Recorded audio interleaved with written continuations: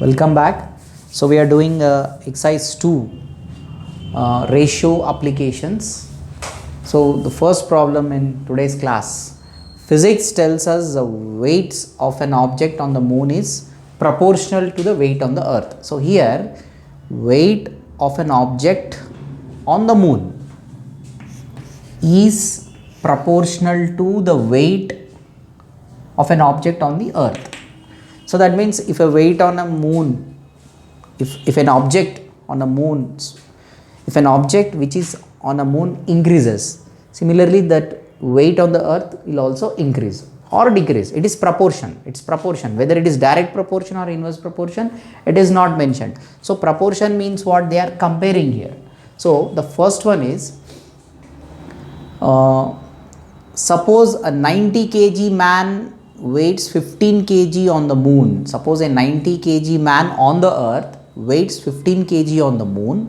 What will be a 60 kg woman weight on the moon? So here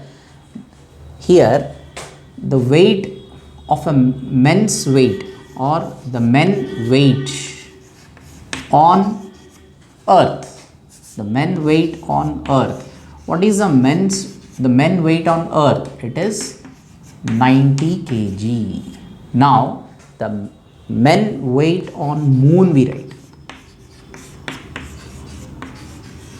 So the men weight on moon is 15 kg. It is totally decreased.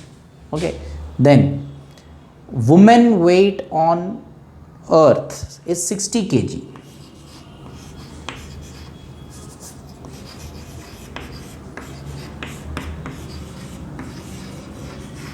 The woman's weight on earth is 60 kg. So we need to find out the weight of woman on moon.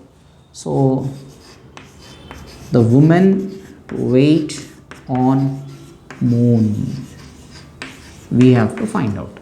So that we assume as x. Okay, we assume as x. Now as they are in proportion, what we do is we just put it in a proportion, that is 90 is to 15. 90 is to 15. So men's weight on earth and moon is as the woman's 60 is to x. Now we have to find out the woman's weight on moon. This is nothing but the product of means is equal to product of extremes. So first I'll write product of extremes. So that is 90 into x is equal to 15 into 60. So x is equal to 15 into 60 by 90. So here you can eliminate 0, 0, 3 3s are 9, 3 2s are 6, right? Then after that 3 1s are 3, 3 5s are 15. So x is equal to, we are getting 10. So therefore what is a woman's weight on moon? Therefore the woman's weight of moon is 10 kg. Okay, so this is completed. Next problem. A disaster relief team consists of engineers and doctors in the ratio 2:5. If there are 18 engineers, find the number of doctors. So first we'll solve this one, then we'll go to the next one. So first we'll write the ratio of engineers and doctors. The ratio of engineers and doctors. So the ratio of engineers and doctors is 2:5. The ratio of engineers and doctors is 2:5. Now the first bit, what is given? Number of engineers. Number of engineers is how much? 18. We have to find out the number of doctors.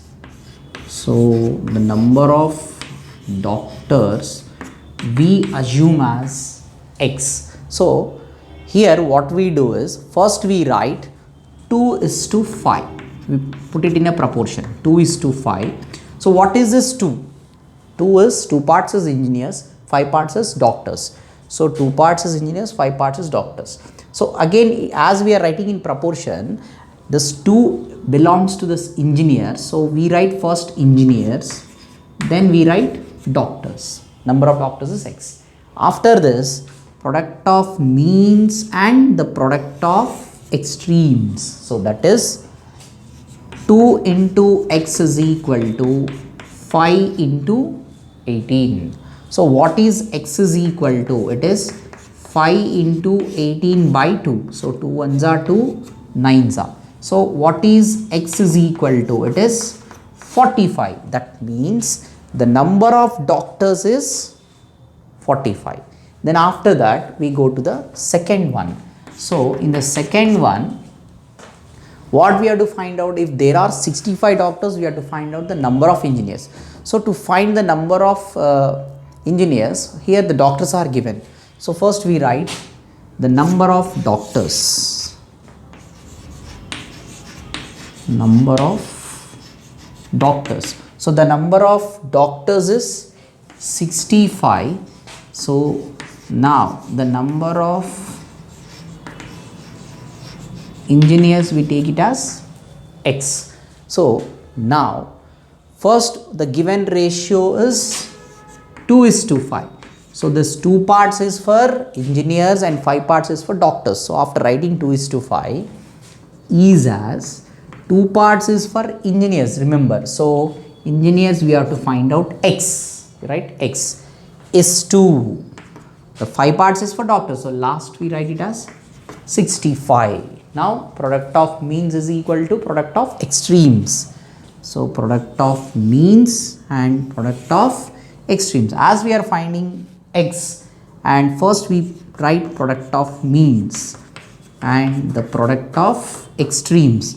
So X is equal to 2 into 65 by 5. 5 ones are 5, 13s are. So X is equal to, we get 26. That means, so the number of engineers is 26. Okay, so this is completed. So next problem, the ratio of 2 angles is 3:1. Find the larger angle if the smaller angle is 180 degrees. Okay, so first we write the ratio of 2 angles. The ratio of 2 angles. So what is the ratio of 2 angles? It is 3:1. So 3 parts and 1 part. So clearly this 3 parts will be the larger angle and 1 part will be the smaller angle. Right. Now we have to find out a larger angle. So larger angle. So what is larger angle we assume? Larger angle we assume as X, and the smaller angle. So what is smaller angle? It is 180 degrees. Okay, now we put it in proportion. So first what I do is I write the given ratio 3:1 is as 3:1 is as 3:1 is as 3 is a larger part and this is a smaller one. So larger is X. See that larger, larger, smaller and smaller. This is a way of representing. Then after that, product of means is equal to the product of extremes. So that is X into 1 is equal to 3 into 180. So X into 1 is X, 3 into 180, 3 zeros are 0, 3 8s are 24, 2 carry, 3 1s are 3, 4, 5. So X is equal to 540. That means the larger angle is 540 degrees. So this first one is over. Now we'll go to the second. The smaller angle you have to find out. The larger angle is 63 degrees. Okay. So what I do is the larger angle we write now first. So larger angle is 63 degrees. Smaller angle I'll assume as X. Right? I'll assume as X. Now the ratio, the given ratio is 3:1. That is clearly 3 parts is a larger one part is a smaller one. So the larger angle is 63. So you write 63, the smaller is nothing but the x degrees. Now product of means is equal to product of extremes. Product of means is equal to the product of extremes. So 3 into x is equal to 63 into 1. So what is x is equal to? It is 63 into 1 by 3. So if you simplify this, 3 ones are, 3 twos are, 3 ones are. So what is x we are getting here? X is equal to 21 degrees. That means clearly the smaller angle is 21 degrees. Okay, this is completed. So the next topic is a direct proportion. So what is a direct proportion? See, when one quantity increases, then the other quantity also increases. See, when one quantity increases, the other quantity increases, or when one quantity decreases, the other quantity also decreases. See, when one quantity increases, the other quantity also increases, then we say these two are in direct proportion. Or if one quantity decreases, the other quantity also decreases, then we say they are in a direct proportion. For example, see,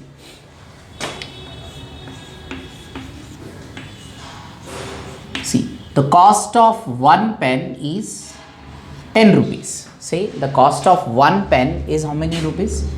Say 10 rupees.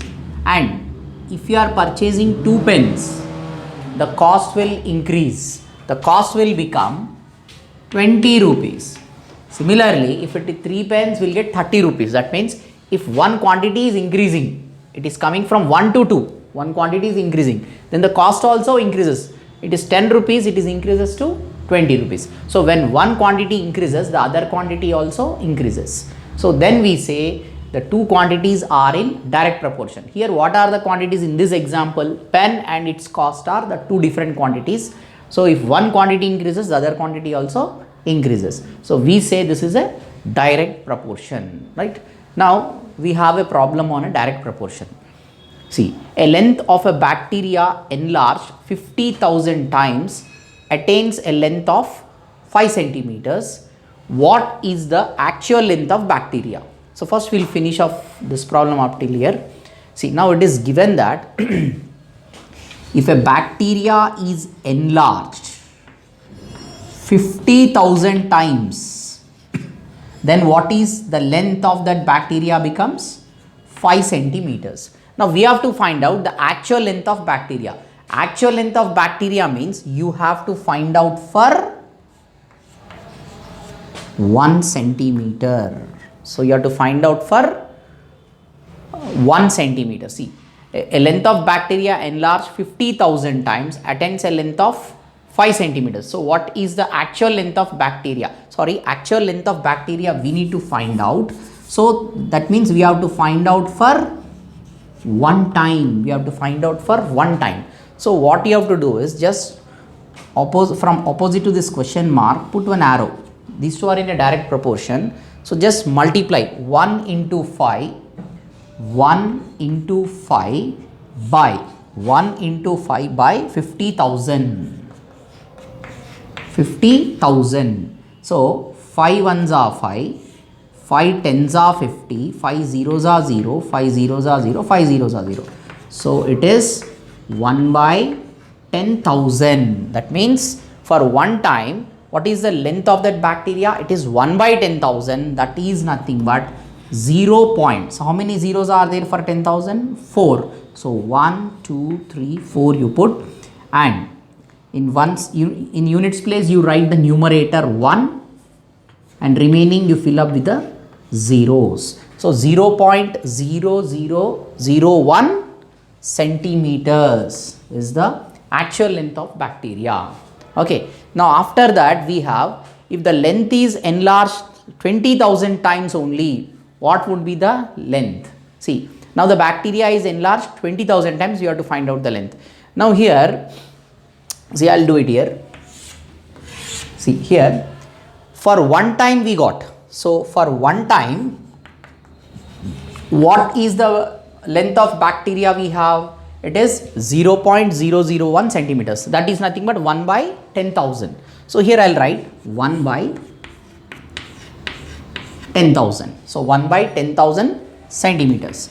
Now if the bacteria is enlarged for 20,000 times, so if it is 20,000 times, we need to find out how many centimeters. So what you have to do, just cross multiply, that is 20,000 into 1 by 10,000. 20,000 into 1 by 10,000. So 1, 2, 3, 4. 1, 2, 3, 4 cancel. So 2 ones are 2. So what is answer we got here? So if the bacteria is enlarged for 20,000 times, the length will become 2 centimeters. So this is completed.